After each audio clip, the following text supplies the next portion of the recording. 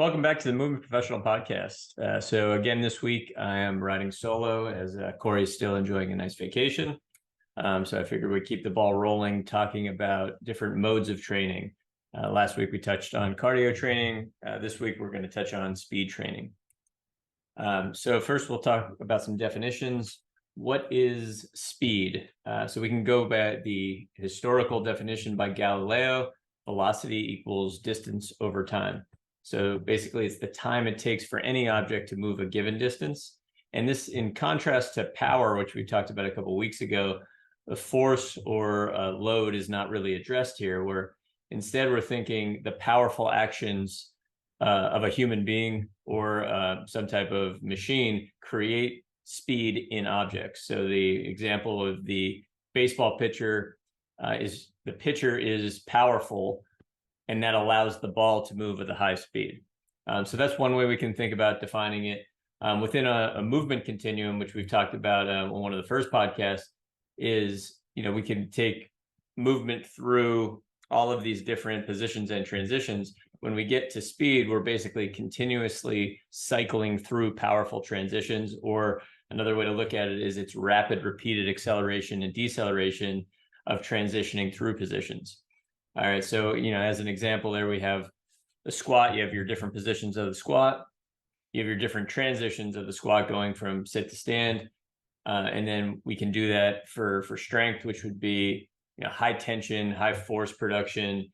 But the speed in that case is often slow, but the intention is not to go fast. It's just to move progressively heavier weights or move with a harder challenge. Where when we look at power, we were just talking about, we might be just doing one rep and trying to stand up from that squat as fast as possible. But we're just thinking about doing that one time. So where speed comes in would be we're setting a timer maybe for 15 seconds when we're squatting up and down as many times as we can in that 15 seconds. So that's one way to think about speed and how it fits into the movement continuum. We can really plug in any movement and think of the same way. So what are the benefits of speed training? Why would we do it? It's actually quite important, especially when we're thinking about longevity, because as we age, we tend to lose muscle power and speed at a greater rate than we lose strength. And we do lose strength at quite a great rate too. So as important it is to train strength as we get older, it's even more important to keep your muscle power and your speed as much as you can. And that usually takes training. So the way I like to think about it is, if you're working to stay healthy and feel like you're very capable later in life, you want to train the things that life is taking from you, more than just training the things that you're going to tend to be good at or you're going to maintain as you go. So endurance tends to be the thing that we maintain the most as we age. But it also tends to be the thing that people like to train the most as we age. And there's nothing wrong with keeping that in the repertoire, certainly, but we have to really respect the need to train speed as we age, because that's the thing that's being taken from us at the greatest rate. And that tends to show up in the research where the maintenance of functional speed, being able to walk fast, so gait speed and speed in, how many times can you rise from a chair in 30 seconds? These are things that tend to be linked with a lower mortality if they're higher, and if they're lower, the opposite. So training speed also, a different way to look at what we're doing more physiologically when we're training speed is we're preserving fast twitch muscle fibers, typically a type 2 fast twitch muscle fiber. And that's going to be something that, again, gets taken from us quicker with age than other muscle fibers, certainly than the type 1 muscle fibers. We also, just like with cardio, it improves and maintains sport and functional performance. So I think a lot of times that's what we think of when we think of speed training. We think of athletes training fast because they have to move fast in their sport. But I work mostly predominantly with people over 50 years old that, they think the days of training speed are behind them. But I think it's even more important in just to manage function, to maintain some type of speed. And again, that's the idea of the movement continuum. It doesn't matter if you're a high level athlete or someone who's completely new to fitness. You should be training all of these factors. It'll just look a bit different, but the principles will be the same. And the last thing I like to say is to me, speed training is a big part of thinking about improving metabolism. So when we think about metabolism, basal metabolic rate tends to be one of the most important things that you can do to help your weight loss strategies and just keeping your body composition where you want it to be. And it can be a hard thing to estimate specifically and quantify specifically. But what certainly makes sense to me is when you look at speed training, if you get faster, you tend to also, that ties into more athleticism, and you just tend to get better at things that you weren't good at before. That tends to allow for more metabolism. And you can see why there's a link between age and a lowering of metabolism, because as you are aging, as I mentioned before, we're losing power and speed at a great rate. So that's going to tend to go hand in hand with a slowing of metabolism. So if we can maintain our speed and power, then I think a lot of times that helps to improve metabolism along with improving strength. So more versatility in your fitness regimen, but really trying to get better at as many things as you can. I think speed is one of the more important ones here when we talk about metabolism. So how is speed measured? How should we monitor it? So we could look at it as just something as simple as the wattage or velocity that you can put out in an allotted time. And that could be looked at, and any cardio machine will usually give you some type of metric for RPMs or miles per hour or wattage. Wattage is the one that I tend to like to use the most, which is just usually a sign of how much work you're doing. But if you're on a bike or if you're on a treadmill, you can use, whatever the actual velocity number that they're giving you is there while you're doing an allotted amount of time. Another way to look at speed would be the time it takes to travel a specific distance. That's just using a simple stopwatch. The time it takes to complete an allotted amount of circuits or repetitions. Again, you can use a stopwatch, or you think like a CrossFit style workout. They usually have a big stopwatch on the wall that, when you finish your workout, you see how long it took you. The other way we can look at it is a distance traveled in a allotted amount of time. So if you have your, on a cardio machine, a rower usually is something that is commonly done. You can see, I'm going to go 500 meters and I want to see, I'm going to row just all out for 2 minutes. And I want to see what the distance is, the amount of meters that I did in that amount of time. So cardio machines work with that. Wearable apps too. So if you have like a heart rate monitor on and you're looking at the wearable app, you can usually run for a certain amount of time that you're looking at the time, and then it usually has a GPS. You can then look at what's the distance that you traveled in a certain amount of time. The last thing you can then look at is circuits and repetitions that are done in a allotted amount of time, which is just basically the reverse of the time it takes you to complete an allotted amount of circuits. Here it's just you have 5 minutes on the clock. How many circuits or how many reps of a certain exercise or circuit can you get through? And that, to record that, I would it's important to try to standardize some of the movements you're doing. You don't want to get too random and too variable with the movements. Otherwise, that type of speed training doesn't actually show progress as well. So it's when you are looking at circuits, repetitions of a movement, you want to make sure that you're recording that in some type of spreadsheet, but you tend to be doing the same type of movements over time, so that you have some type of assessment that things are actually changing. All right, so how much speed work should we do in the course of a week, course of a month? So a couple guidelines. The NSCA, National Strength and Conditioning Association, basically they did a study that their recommendation would be it's highly individualized based on your training history and genetic variables. But they did get a general guideline of 1,000 to 2,000 meters of high acceleration sprinting per week.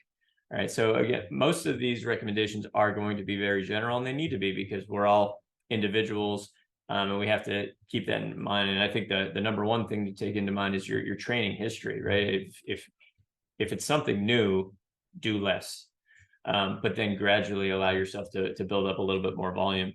But I think with speed work, even if you have a pretty high training history, you don't want this to be the highest volume work that you do for the week, because the output can tend to be quite large. So another baseline there we can look at are a study by in the biology of sport by Marzuki and colleagues. They took a look at training sprinting once a week versus 2 times a week. And generally, they found similar effects between training once versus twice a week. The only difference with the 2 times weekly group was that it seemed like endurance-oriented performance got a little bit better, like VO2 max and oxygen consumption. The general framework that they used for their training, and this was just with sprinting, is they did up 2 to 6 sets of either 5, 10, 20, or 30 or 40 meter sprints. And then session to session, it was between 8 to 20 sets of sprints. And the sprints, again, were varied between 5, 10, 20, 30, and 40 meter sprints. So again, big range there, but that can just give you a general guideline of where you want to train. I think I would put, absolute speed training, which would be, high output, short duration, long rest. So, otherwise stated as basically you run, you bike, you row, etc., fast and short, but you rest long and repeat. I would put something like that, 1 to 2 times a week. I think that's oftentimes all that's necessary personally, but it really, again, depends on, if you're training for something specific. If you are a sprinter, you're probably going to do that quite a bit more, but you'll be consistently varying your volume, your intensities. Speaking more about absolute speed training, the focus tends to be when we're kind of keeping the runs or the work fast and short, we're focusing more on the creatine phosphagen system for energy. We talked about that in an earlier podcast, but you have generally your 3 energy systems. Creatine phosphagen is your short duration energy, and then you go a little bit longer, you get into glycolysis, and then you go longer still, you get into aerobic or oxidative energy. Here, we're looking mostly at just trying to train that creatine phosphagen system. So the effort should generally take less than 20 minutes so that we don't start to get into glycolysis. And with this type of training, we want to keep fatigue pretty limited by keeping the rest high, the volume low. And your volume is going to be oftentimes based on, again, the individual, but also the exercise performed. So running may have a greater stress on the body, like high acceleration sprinting, and you'll feel that in your body that you may need a longer rest, you may have to do a lot less volume. But again, that's just based on your training. But compared to, say, biking or rowing, where there's not as much landing and high velocity deceleration that has to be taken into account, the eccentric load isn't as great. You may be able to rest quite a bit less with cycling than you do with sprinting. So just something to keep in mind is that you really can't take one exercise and just plug in the same formula to another. You really have to think about each exercise, like the body's going to respond a bit differently to that. And the major goal to keep in mind is you don't want fatigue to be limiting the speed. This isn't cardio like we talked about last week, where we're actually trying to get the heart rate up. The heart rate will go up during your sets, but the whole idea here is that we want to see that the output of speed is better with each set. Like that is the intention. So we want the fatigue to be low, much like we spoke about with strength, absolute strength training and absolute power training, is that it's the performance each set that really matters, not the accumulation of fatigue that you would get from a more cardio or metabolic style workout. So you don't necessarily need to leave speed training feeling exhausted. You shouldn't. You should really feel more stimulated. And I think that's important, and it often gets missed in the fitness world. So general formats just can be something like you do 5 sets of 15 seconds in any work, right? It could be running, it could be rowing, but you just do 5 sets of 15 seconds and you give yourself at least 45 seconds between sets.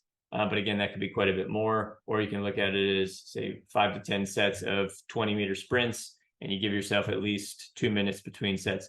Again, the rest break is dependent on the person, and the key is make sure that you don't feel too fatigued before you do your next set. The other way we can look at speed training is we can combine it with density training. So we talked about in a previous podcast the progression through intensity, volume, and density phases of training. So intensity, as a review, intensity would be lift heavy, low volume. Volume would be lift heavy, but now add more volume, add more sets, and just total amount of work.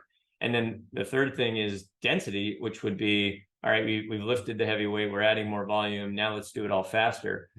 So, when we think about density training, this isn't the same thing as absolute speed training, but we could definitely throw speed of movement into this type of training. And so we start looking at speed, but we're not necessarily focusing only on that creatine phosphagen system. We can definitely get into some glycolysis, and we could use speed to actually promote metabolic changes as well as hypertrophy, muscle growth.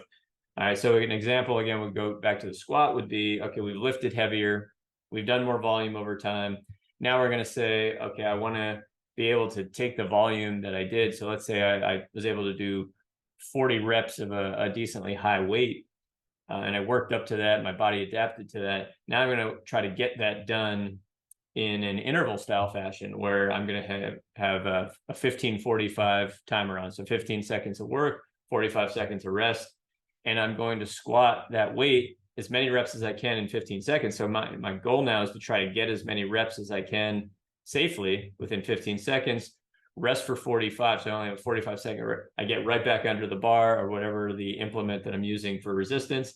And I do that again until I get my 40 reps in, or I can give myself, more volume, less volume. I can manipulate that volume, but the key is that I'm giving myself a specific work to rest ratio.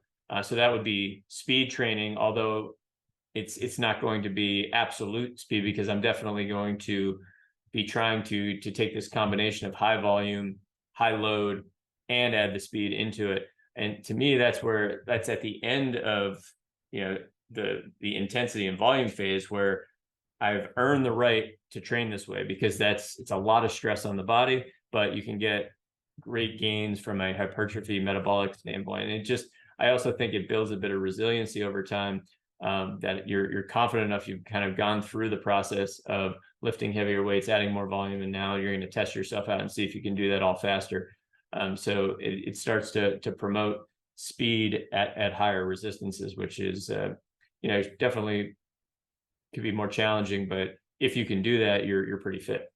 All right, so you can do that with 20-40 intervals, 30-30 intervals. Again, here where the interval doesn't matter, it's just trying to get the same intensity and volume that you have worked up to, but do it all faster.